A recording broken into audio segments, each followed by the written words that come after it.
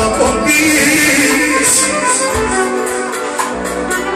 De la fratele Toni pentru toate fetele frumoase din această seară minunată. De la Toni Tata voastră să-ți trăiască familia și iubeșul. S-am primit 51 de partea lui Toni pentru toate fetele din această seară. O mesaj la mulți ani de la Antonia noastră.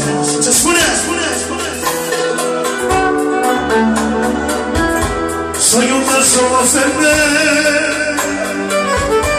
să nu știi pe care vrei, o mai mama la copii, alta-i pofta ei. Să iubesc o femeie, să nu știi pe care vrei, o mai mama la copii, alta-i pofta ei. Zi de zi sunt cu viața, trăiesc numai cu speranța, dați la voi când mă vă gândiți. Aduceam că sunt rățioară, Luții! Care iubește două femei. 4 care iubește 2, 3 sau mai multe femei. Dar se spune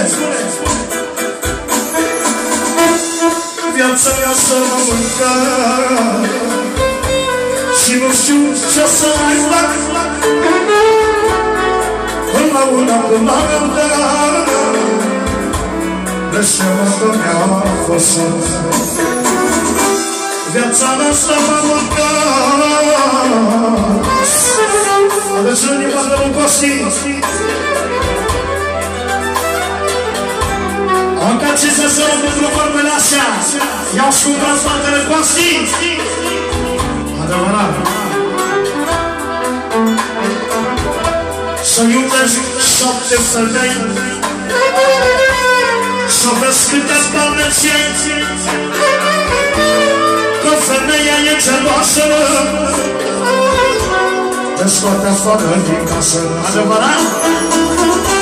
Să iubesc 2 femei,